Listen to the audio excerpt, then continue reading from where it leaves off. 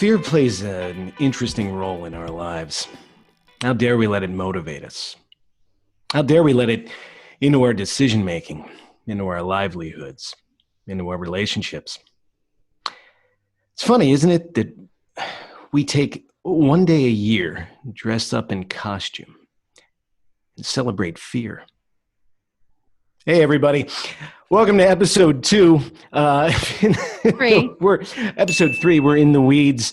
This is a cannabiz talk show, and it's my pleasure to be here once again and introduce Mike and Francesca, who are the co-founders of Alias Cann, as well as the man behind the scenes that makes the trains run on time, the man who knows what you did last summer, Frankie Fifth Year, producer extraordinaire who holds everything together for us. Now, as an earthling, I have to believe whatever clocks and calendars tell me.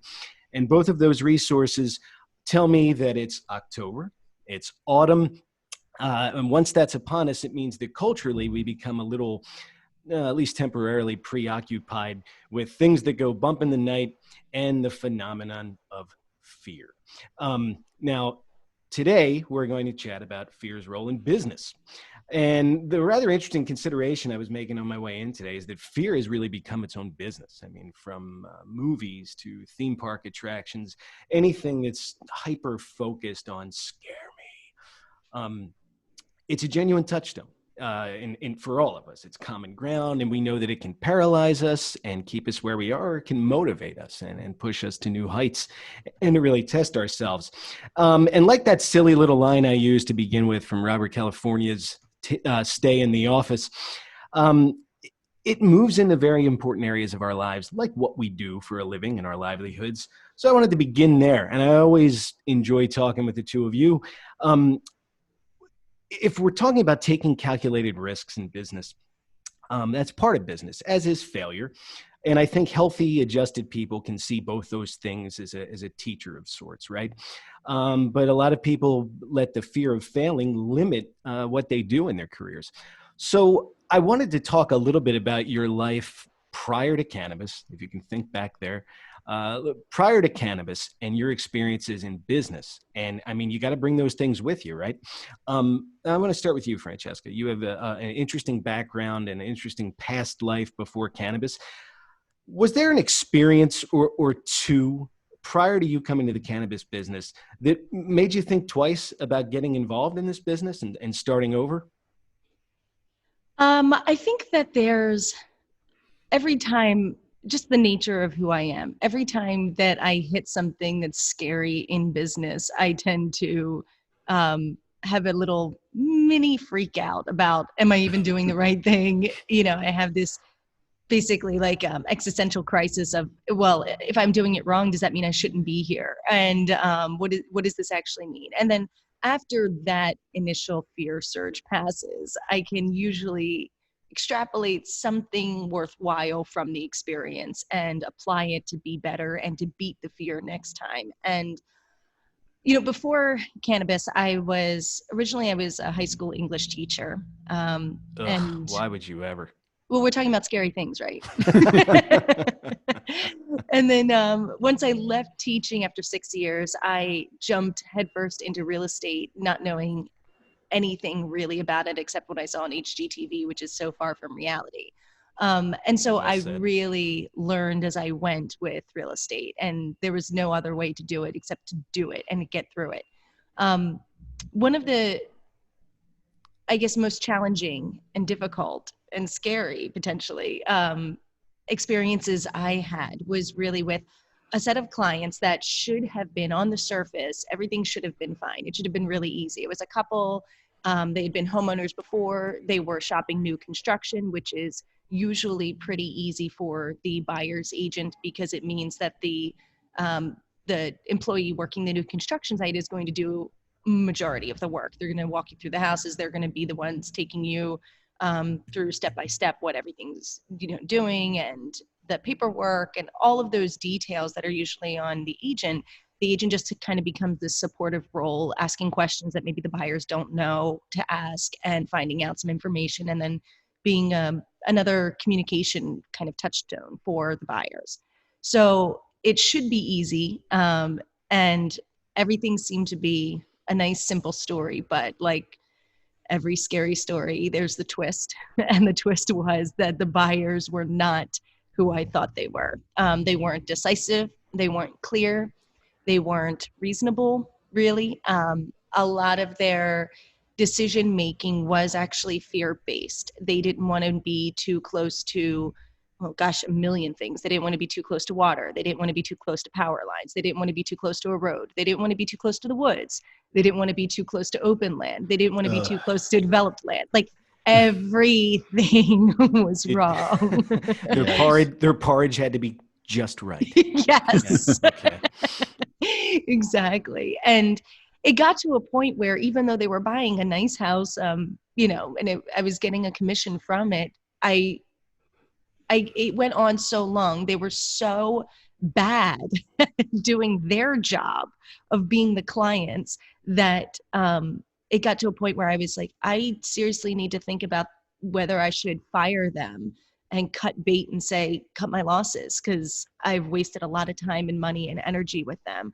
Or do I see this through because, damn it, I better see something out of this after all this work. The sunk cost of all the work you've done. Totally. And so it gets really, talk about like a little bit of a crisis. I just didn't know which way was the right way to turn. I didn't know where was the safest place for me to go in terms of working with them and making sure I was doing right by me, because I was trying to do right by them and that wasn't working. So it was really a tough experience. It was a really tough lesson because it taught me that something that, my broker had repeated for forever, but I didn't listen to until I lived it, which was like, you don't need all the buyers. You just need the right buyers. And that I didn't vet them. I didn't, really take my due diligence and protect my business and my time and myself when working with these people. I let them run the show. And it was a role reversal. They wanted me to make the decisions for them and they wanted to run the show. And it should be the opposite in any kind of good business. Your clients need to make the decisions for themselves and you need to guide them towards those things that help them make the decisions. So in terms of like a scary, nerve-wracking, awakening moment, that was definitely one for me of like the clients aren't all the same. They're not all equal and they're not going to all be worth it. So finding the right clients is kind of what I took away from that. Yeah, it's kind of interesting because where my mind was going with this question was along the same lines as far as like what you're doing and what you're valued to do. So where I was kind of thinking of with this is, in my prior life and, with my other businesses I have, all of them are centered around providing sales and marketing and distribution services for other companies. And what I found over time with this one that I thought was scary, and I was fearful that it would continue to be scary even in the cannabis space, was that when you do a really good job, let's just take sales as an example. When our sales team crushes it and we do a really good job and we're getting new leads and we're converting and we're closing and revenue's flowing and all this and that, and everybody's happy, right? Everybody's happy, but it makes it seem really easy. So the better we do, the easier it seems. And then all of a sudden, lo and behold, that client's going to think they can do it for themselves.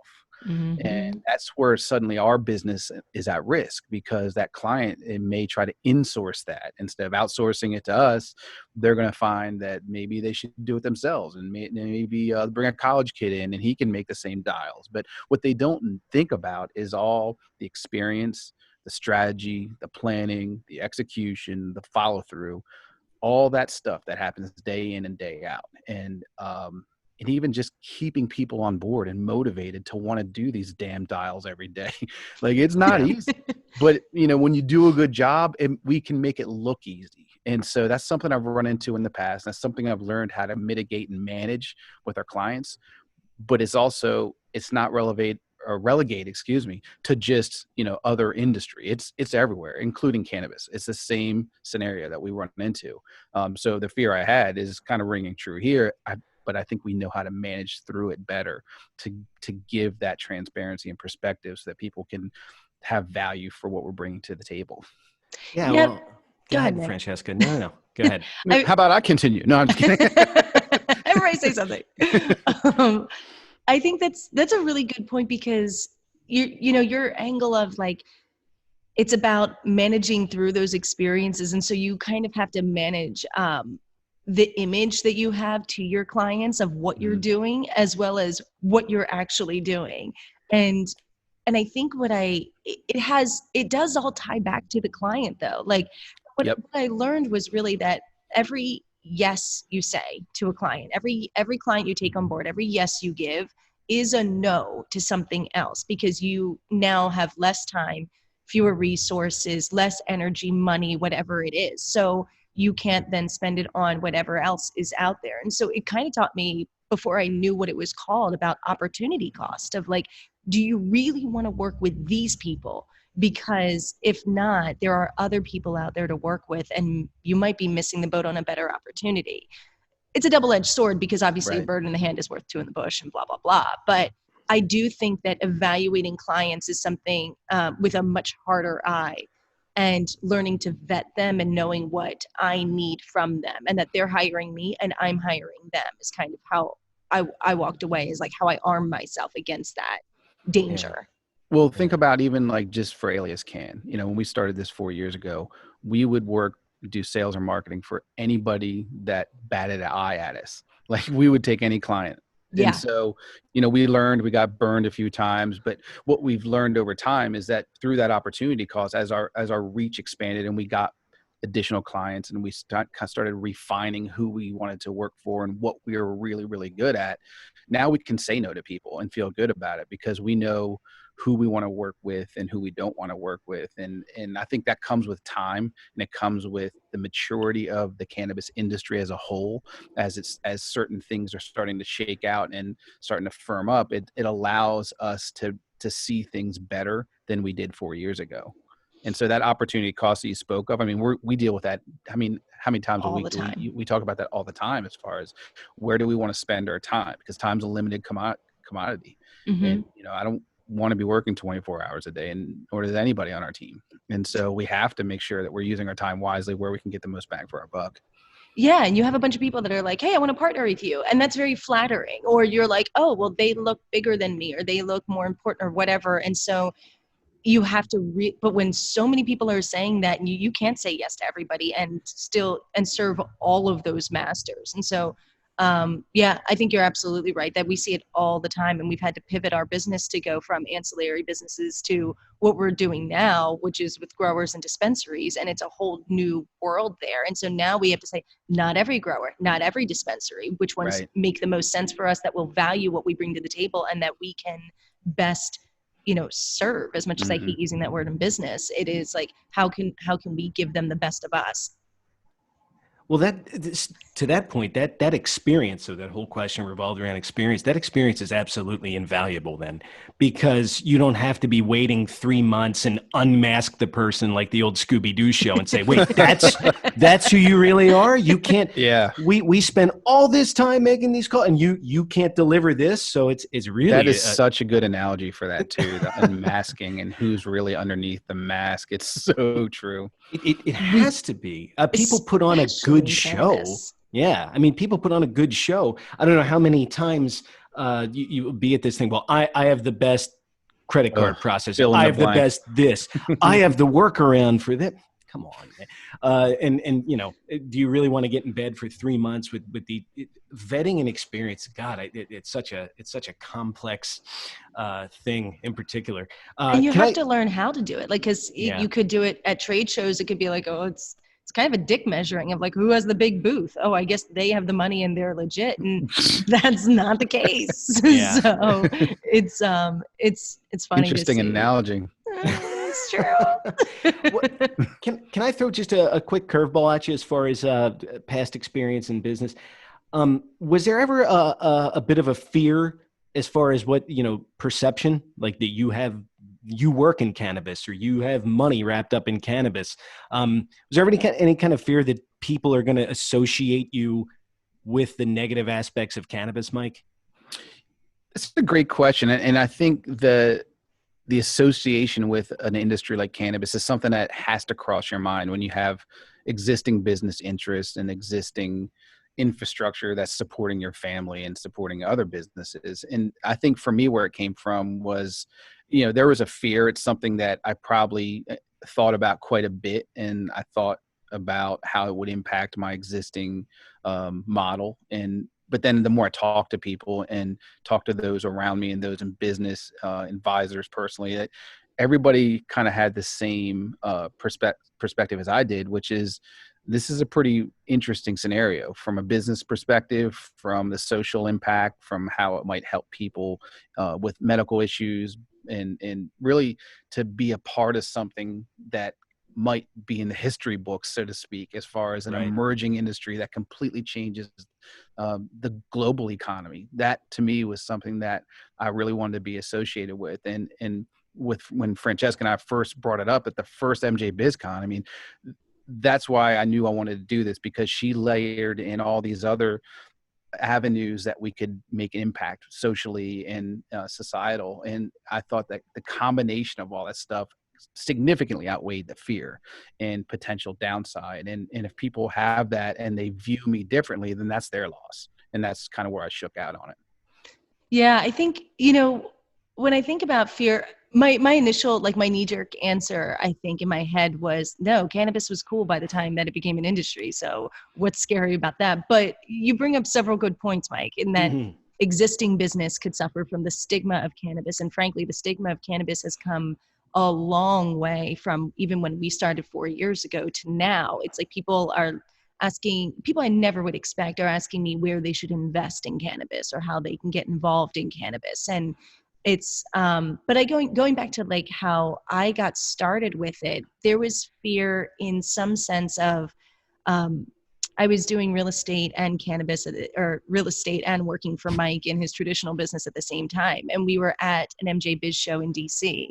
And I literally was at a crossroads. I was on the train home at the end of this really great show where Mike and I kind of built out Alias, Cann, and really dreamed up a lot of what we're doing now.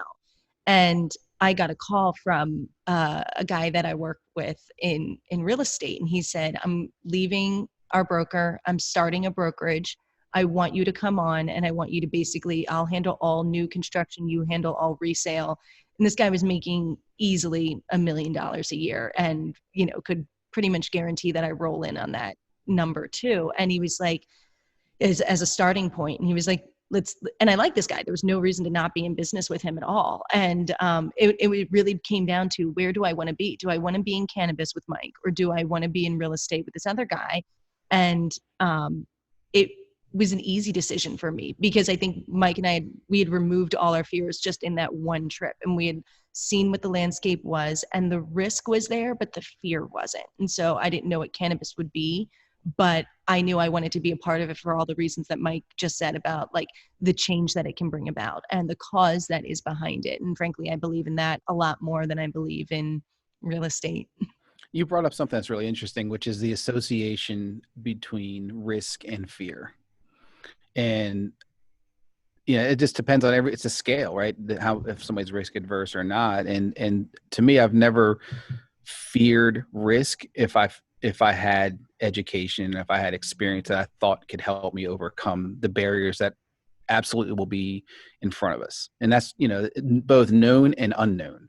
Mm-hmm. And so, you know, you can get fear over anything. And I think from, you know, business fear to me doesn't stop what we're doing, because I feel like no matter what we run into, we'll find a way to get around it. Even something like COVID. So I'm here, you know, I'm in the Alias Cann sales office today, and it's empty. The lights are off. Our people aren't here. Right. So that's not stopping us.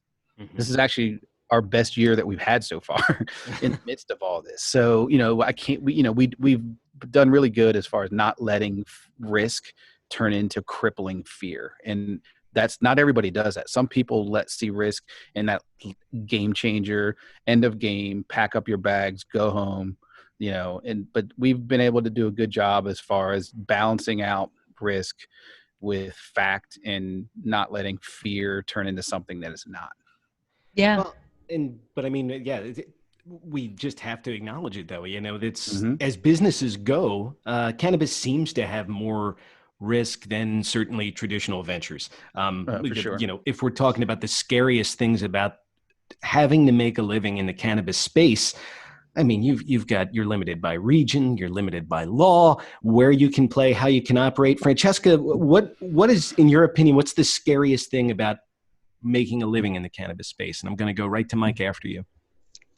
The scariest thing about making a living in the cannabis space is just the overall fragility of doing that, of being able to make a living in the cannabis space. And the cannabis industry is fragile. The plant is fragile in a lot of ways. The people that are trying to get into this make it a fragmented industry, and there's fragility around that. I think there's just a lot of unsteady ground beneath our feet right now as we try to plant ourselves and take root to grow. Wow. Yeah, get them all.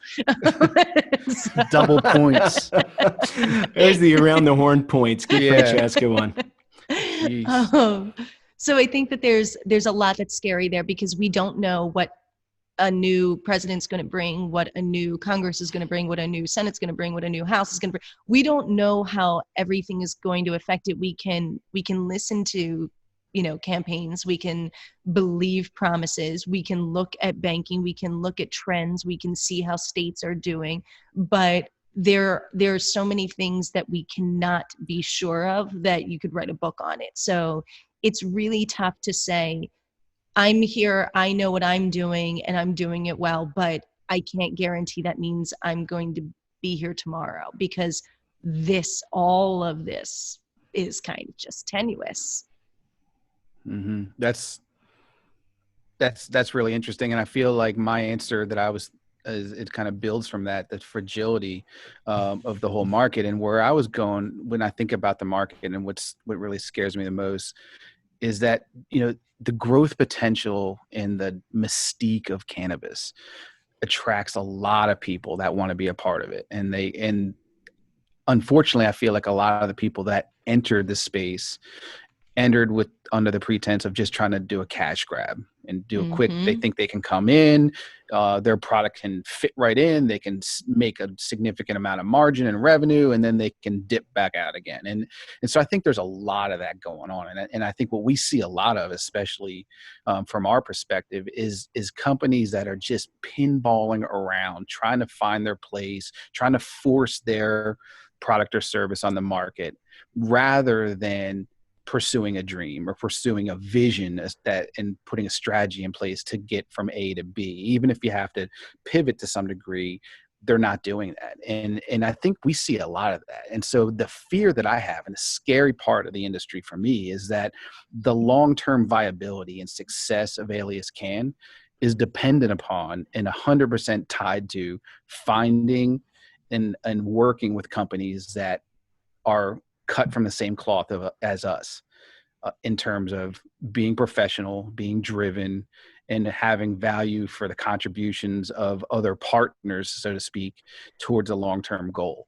And so when we look into the marketplace, I think that's really what's driven us to narrow our focus and continue to drive our business towards those companies that are, cut from that same cloth, as I said, and have the same values as us, and want to pursue a game-changing effort to fit into this industry. But notwithstanding, there's a lot of jokers out there, and a lot of pretenders, and a lot of people that are just in here for the short-term hit and run, and they can completely derail everything that we've dreamed about, everything that, they can just be enormous time wasters, and it's scary. And I just want to make sure that we're doing what's right with the right business partners and letting everybody else fall to the side. Yeah, I think that's so true. I mean, we've both lived that, where it's just, they're there for the wrong reasons. And like, we'll see it in trade shows when we're standing in a booth and some banker rolls up with 50 fucking years of experience in banking and comes in and is like, all these people are doing it wrong. And you're like, who asked you, old white guy? And nobody's, the application of traditional business to cannabis business isn't a one-to-one. It's not directly applicable. And so all these people are rolling in, taking up space, thinking they know all the answers, and trying to hone in on this. And they're a terrible fit for it. And so time burglar. Big time burglar, yes. And it is scary to think about how much time we waste on them. Or this one, like Nick said, like somebody comes up and they're like, I've got the workaround to the credit card. Right. You do attract so many people. I mean, we were in New York a little over a year ago, and because everybody's excited about whenever that market takes off. And I couldn't believe the people that were coming to that trade show at the Javits Center that had no idea of anything cannabis, but had just been in marketing or advertising for years. But I remember this little cute old man dressed in, I mean, he was an antique himself, and giving me his business card and saying, I'm going to be your competitor. And I was like, okay, sir, thank you. And I put him back in the Monopoly board where he belonged by way of Marvin Gardens. And but I was just thinking, what drove you here? And I have to think that vetting your clients has to be so difficult. Even I'm going to use a word you used earlier, Mike. You try to be as transparent as hell with people. And there's one thing that I think, Francesca, you wrote on the website that says, you focus on what you're good at. We're going to fill in the gaps. Our team is going to come in and take care of the rest. And I would think, if I'm a grower, if I'm a cultivator, I think, wow, that's refreshing as hell. I don't have time to be making these calls or to be designing this stuff for social. But that double-edged sword of doing a good job, I keep going back to your answer, Mike, because you give them a couple months of really quality production, and then all of a sudden, I could do this. Yeah, I think I could do this. I think I could play here. The other part of that. Well, actually, I have another add on there, but before I get to that, we talked about fear and stuff. Nick, so for you, are you still haunted by that old man at the Javits Center? I still the ghost of trade shows past. Whenever I go to my cubicle, I look and I check to make sure he's not in there, because he took your seat. He did. And I'm serious. He looked like the Monopoly guy. I am still Top hat, monocle. And he's robbing the community chest. But Mike, you said you had another add-on. Yeah, we talk about another thing that's scary, and we've run into this one too. And when I say this, Francesca's probably gonna laugh out loud. We can get back to doing our job, and we take a lot of pride in selling and developing business and developing markets. And that can all get wiped real fast if the people we work with don't have operations that can support sales. So, and Nick, you've run into this firsthand. You place orders, you get interest at a dispensary, you sell a bunch of weight of some flour, and then the order never shows up. Now you've got customers that are pissed, that are calling you and saying, where the fuck is the flour? I need that weight.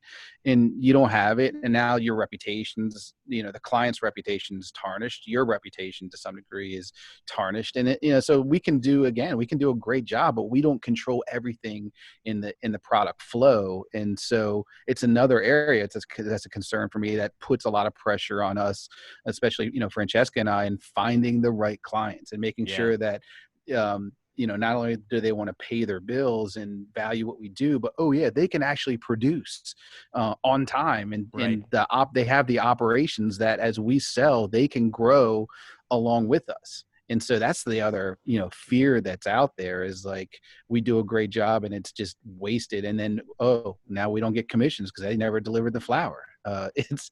It can be rough. Yeah, you're dependent on so many variables in this business, and you got to make, even the things that you can cover and think that you're doing your homework. And then what happened last month in September, Colorado, 70-degree drop in temperature in one night? Yeah. Look at what happened to that cannabis crop. I mean, just then the fires and the fires and those out things. west. And I think for anybody like running a business, you try to minimize risk by minimizing variables and keeping as much in your control as you can, and work towards maximizing your impact on all the different variables you have. And so things like that, especially in the cannabis space where Mother Nature plays a big part in the supply chain, it's rough. It's really difficult to control those. And it's impossible. Even an indoor grow. I mean, Francesca and I have a partner that we work with that, they're an indoor grow, and they just have a new drop they're doing, and the THC levels are significantly lower than what they typically are. And even on an indoor where you can control a lot of variables, and they have extensive technology that they're using to control variables, still can't do it. It's a plant. Yeah, I think the lack of control definitely speaks to the fragility of the market. Like that's a big underlying factor.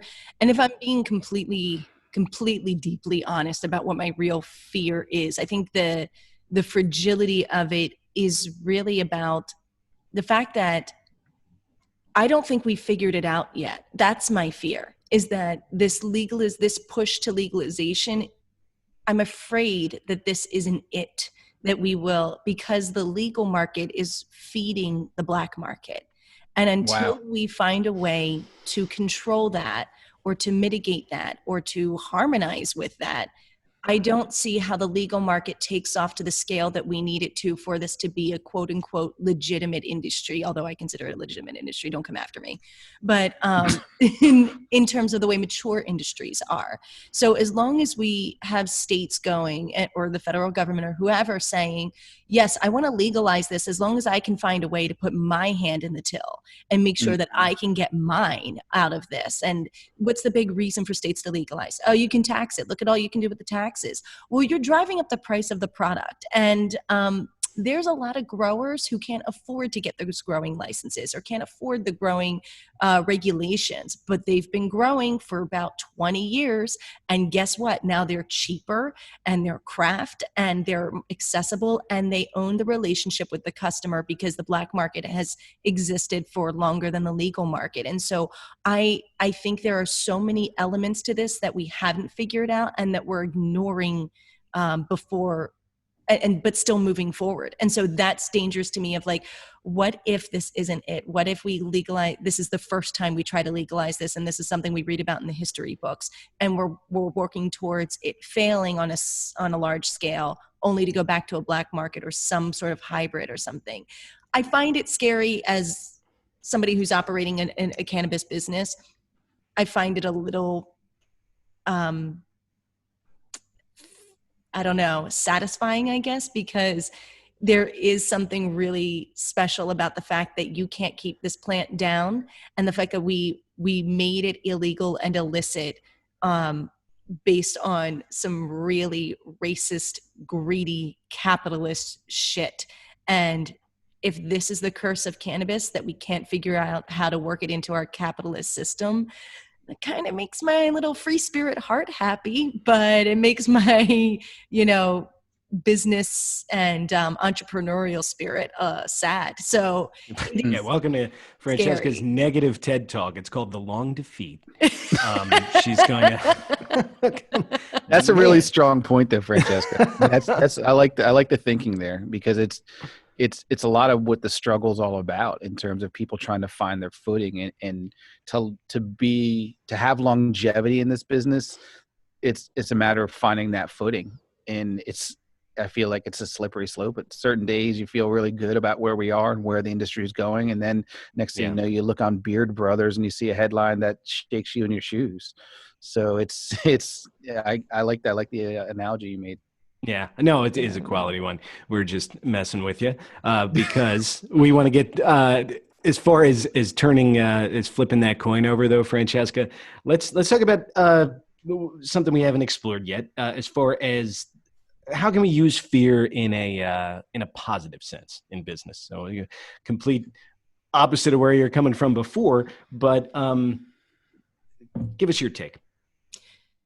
There's a lot of good that can come out of fear as a motivating factor. I think it makes us more resourceful, and there's nowhere that is a greater example of that than scary movies. As an avid scary movie buff and a big lover of October, because it justifies every scary movie I ever want to see over and over. I'm really taken by the story that you see, or the elements or the dynamic that you see in every single scary movie, which is the victim is at every disadvantage. They've cut off the escape route. They've taken away all the weapons. They have no real tools and resources available to them. There's nobody to help them. They can't get out of this seemingly impossible situation. But what always happens? They always, I would say most always, win in the end. And they do that against all the odds because their fear motivates them to think about their surroundings in a completely different way. And so the things that were mundane and harmless before become weapons when you have fueled fear into the heart of somebody and leave them with nothing else to do but work with what they have, because you adapt or you die. And that's how fear can be really positive. So even in the long what did you call it? The long defeat. That's your the long talk. Defeat. Yeah. Even in the long defeat, I think that's just the beginning. That's just the premise of that setup of the story. The real story is, what are we going to do about it? Because usually the solutions are going to be not mainstream, not cookie cutter, not what you expect. You have to go beyond that and say, let's surprise people with how we get out of this. And so whether you're in Hush and your deafness, which is a huge disadvantage, becomes the biggest asset, just as because your other senses are heightened, and that's how you know where the killer is without him knowing where you are, or whatever. Or you're Nev Campbell and you use a phone to lure the killer that's been terrorizing you through the phone. You just end up figuring it out. So I love fear as a motivating factor, and I think it's the most uncomfortable, but one of the best factors, because I certainly get moved by it. But like, okay, nothing else to do but win or die. So I'm not dying. Guess I got to win somehow. I love it. Wow. So I have to ask before I answer. Has this been like a late night gummy induced conversation that you've had before with this Maybe. whole horror movie? And it did seem a bit scripted, didn't it?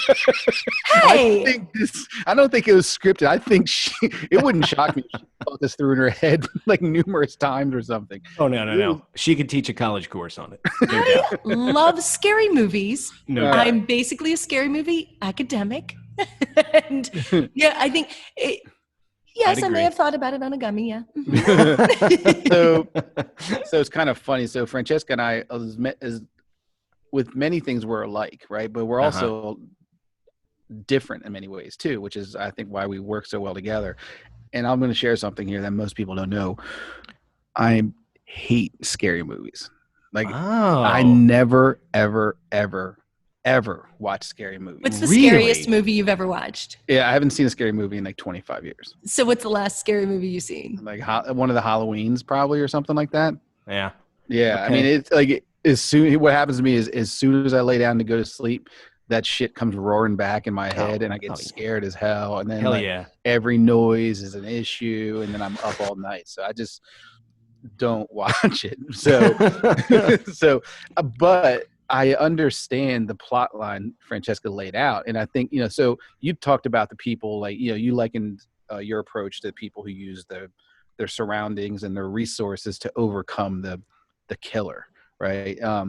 But in every horror movie that I've saw, there's always a couple lambs that just sit there and scream and are like, and then they're done. Right. And so there's also those people in business or in life that where fear paralyzes them and then they just get trucked. So, there's I think there's also that element. But I'm definitely glad to hear that you associate yourself with a survivor. And that's kind of how I view it, is like, it's sink or swim with this kind of stuff. And so fear for me is like, there's plenty of times when business fear will strike me, like fear that we're missing things, fear that things are falling between the cracks, or whatever it might be.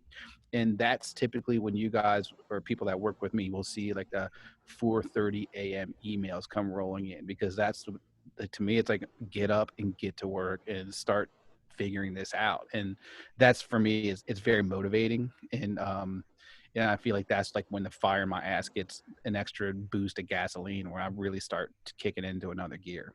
Yeah. Well, in a way, I'm kind of like grateful that, yeah, at least I can be afraid of these things or feel that fearful impulse where it's something I'm not good at or I got to dive in. But you learn to both of your points, you learn to find resources, you learn to find stuff in yourself that you didn't know was there. If we owe all these call hours, Nick, jump in. I don't call, jump in. You're scared to call, jump in. And you do learn, I'm like, okay, I don't like this, but man, I'm learning something about myself. I'd much rather be that guy than be the dude who's almost, too stupid to even define that fearful impulse. The guy in the movie, we're going back to your analogy, who waits till, I don't know, 5 minutes to 6 and was like, are we going to go kill Dracula? Like, no, dude, you should have done that earlier when the sun was out. This is a scary situation. You're not even aware of it. Yeah, I love how different both your points were, but the way they tie together is really, really interesting. I think, if I can interrupt you real quick, I think it's interesting that there's also the element of if you stop because you're afraid or because you're too afraid, and that is it, that's going to be the end, then you've written a really bad ending to your story. You don't get to grow from that. Like I said, you're just dead, I guess. That's it. That's the end of the story. Yeah. And that's never been enough for me. So I like the idea of the other side of fear.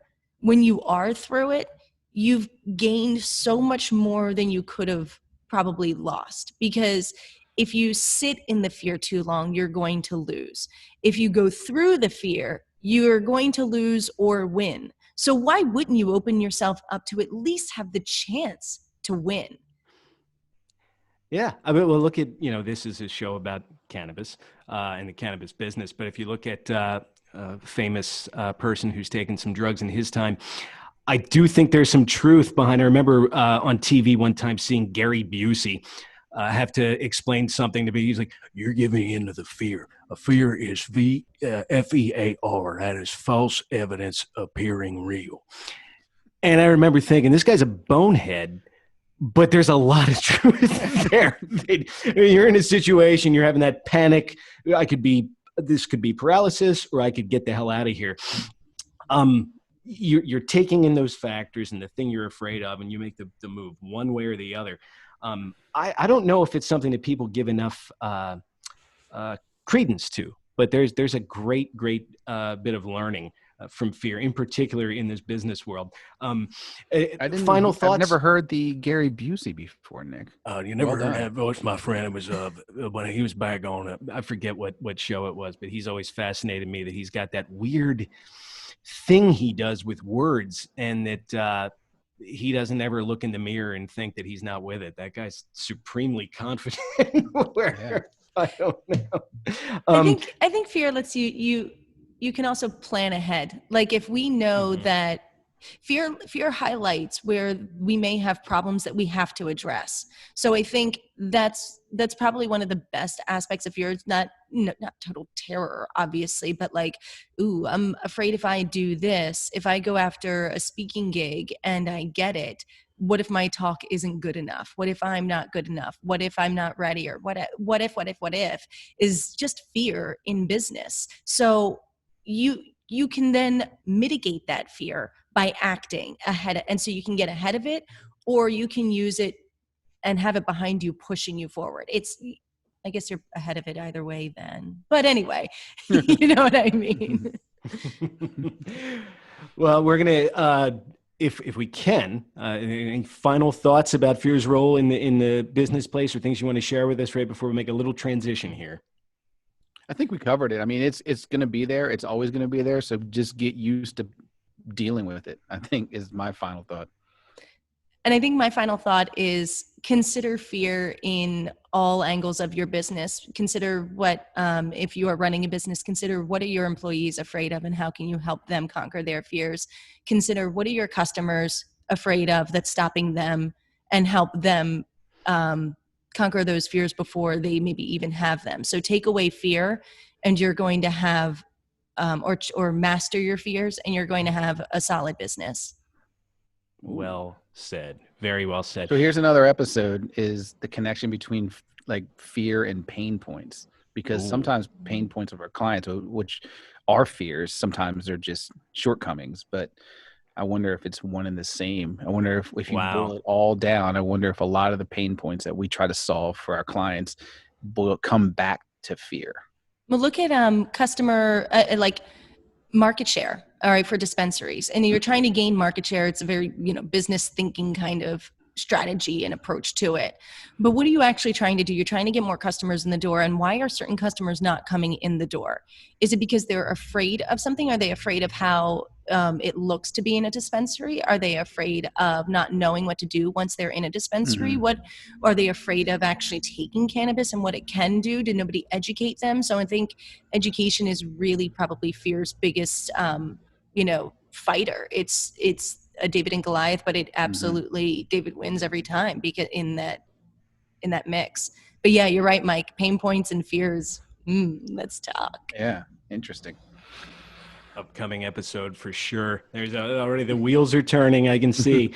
All right. So end of the show. I want to say hello to my man Frankie Fifth Year. Frankie, there? Yes. Hello, everyone. Hey, buddy. Hi, how are Frank. you? I'm good. How are you? I'm doing real well. I'm here with Mike and Francesca, and I was going to just throw some softballs here just to, it's October. I don't know what's going to happen at the end of the month. I hope that we have Halloween. I hope kids are able to partake in that tradition. But let's go back to those days. If I can, I can't. I'm trying to picture little Mike Patterson going trick-or-treating, getting up to the door. Mike, you don't even look at what they give you until you walk away from the front door. What was the candy that when you found it in your bag, you wanted to take it and chuck it right back at that house? Oh, what was the worst candy you just, ugh? Tootsie Rolls, hands down. Tootsie Rolls. Tootsie Rolls are dog shit. Well, there's a soundbite right there. If I could make that a ringtone, I would, especially for Halloween. Tootsie Rolls are dog shit. Rolls. Do you agree that they're dog shit, Francesca? What is the one candy that would make you think, take this right back? I like Tootsie Rolls. I think they're great. That wasn't the question. That wasn't the question. I don't need your piece of shit good and plenty or anything with coconut. Get your coconut out of my candy. It doesn't belong. Almond Joys can go. No, not Almond Joy. What's the coconut one? Mounds, right? Mounds. Yeah. Both of them, go to hell. Get out. Really? Wow. I hate them. It's a texture thing. It's a taste thing. I hate all of it. All right. Wow. Interesting. Well, if I continue the thread and I go and we're following little Fifth Year along the streets of Jersey. I was like 25 when Frank was out trick-or-treating, by the way. Probably older. Frank's all done up. He's got his costume on. I'm basing this on experience. You get up to a door, someone hands you a chicken cutlet, you're going to throw it right back at him. Hell no. Okay. What was the candy you were just like, man, come on, are you serious? Well, I don't want to upset anybody, but I hated Reese's peanut butter cups when I was little. Oh, wow. Yeah. I never had peanut butter until I was in college. Wait a minute. Yeah. It's the most staggering information. I like the preface too. He's like, I don't want to upset anybody, but I'm going to kick this koala bear. It's Reese's Pieces. No, come on. Reese's This is Cup. a whole. It's this Reese's is Cup. hold It's on, even worse. Frank. Did you not ever have a peanut butter and jelly sandwich until your goddamn college? I still never had one before. What? I know, it's the most un-American thing in the world. All right, we got to do a whole show about that. That's ridiculous. This is startling information. I do like peanut butter now, so that's good. But I've never had a PB&J now. Wow. How the hell am I supposed to vote for you? This is. I don't know who. Look, to trust. none of us even know what to say. Yeah. Shut it down. God, I wish we were having an offsite. It would have been like a year ago right now. Wow. Speaking of that, when you're spending, here's a scenario. Would you spend a weekend in a haunted house, Mike? It's been known to be haunted. Fuck no. After the whole scary movie thing, I'll tell you what. I went to a haunted house with my kids. We were out in Western Maryland camping, in tent camping, and they said, "Yeah, there's a haunted house nearby," and it was like an old, stone house. And my kids at the time were like, say, 12, 10, and like 7 or something, 6. And so I took the older two to the haunted house, and I shit you not. I was like, my middle son wouldn't look. He had his like turned around to me. I was scared to death. I hustled their asses through there so damn fast, back to the campsite, into the scotch, like in no time flat. Into the scotch. Oh my God. Was this a haunted house? And it was just an empty, dilapidated house that? Yeah, but it was it was a straight on, like a full, like start in the basement and go through all this whole house. And as soon as the doors opened up, it was like full on. Oh man, ooh, that's nice. You would probably love it. I mean, to me, I was like, my kids were like screaming, like it was a disaster. Wow. So no, Nick, no, hell no. All right, I got that one. Tootsie Rolls are dog shit, and hell no on this one. It's funny. I wouldn't spend the night in a haunted place. I just couldn't. And I remember, I don't know if Francesca remembers this. My friend Dan did, but he had like rules. Like he went to a haunted bed and breakfast or something with his fiance, but he had rules. He was like, no, it's cool. I'm just not using the mirror. And I'm like, what the hell is that? He thought he was fine as long as he didn't look in the mirror in a haunted hotel or something. Really?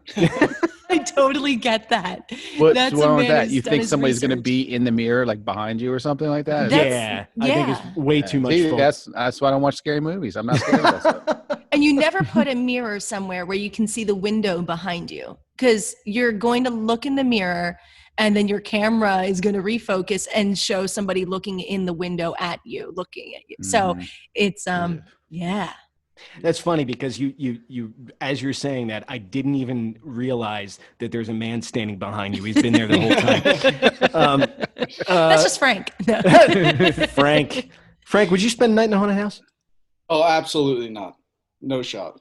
Because I think I still do it to this day. If I shut a light off, I run up the stairs as fast as I can. Like if I'm coming up from the basement.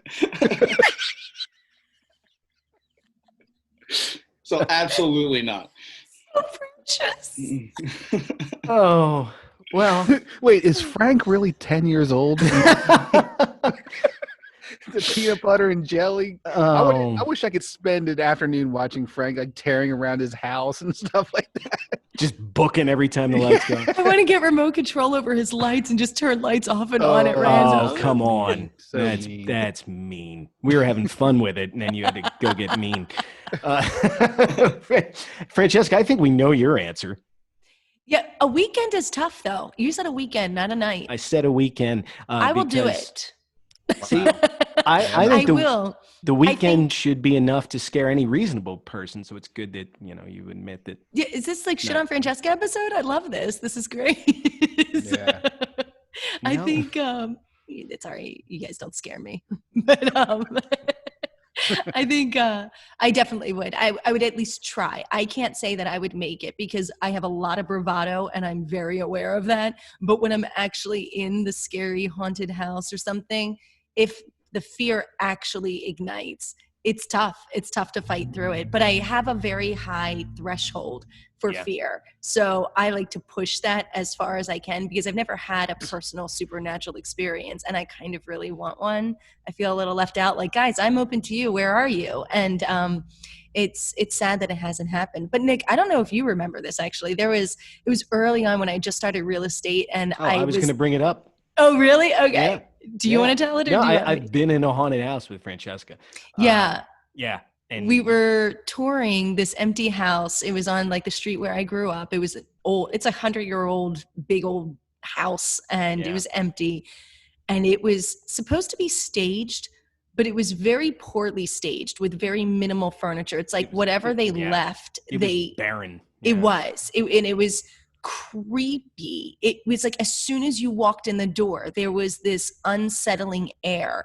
And I was trying to fight through it. And so I was like, I'm going to look upstairs. And then Nick's like, I'm going to be down here. And I went upstairs to the second floor. And like being alone on a floor in like this landing with all these bedroom doors open and complete darkness inside them. And I felt like I was like on a center stage with nobody around me. Nick felt really far away. Yeah. And then I noticed there was a third floor and I felt like such a dick not going to the third floor. But at the same time, I was like, this is scaring me. And so like, so I kind of crept up the third floor, took a peek to show that I was brave to myself, and then ran down and I was like, so this place is fucking haunted. Let's go. And I didn't need her to tell me. It was the weirdest experience. And when you went in, they had those old, huge drawing room doors. We had to like pry them apart. And the big, waft of cold air comes in and I think, oh, that's normal. But it was just odd that I moved into the kitchen of this place and this other, like the chilliest draft of air I've ever experienced just hit me. And I just remember like yelling up like two stories like, oh, babe, get out of here. And I was like, we need to get out of here and I need to go to the bar. I think I stayed at Catherine Rooney's way too long. Here's a plug for them that night. But I just needed to be around people and not, demonic presences anymore. So that was odd. Yeah. So I think I would, but judging from that experience and I had trouble going to the third floor. I don't know. We'll see.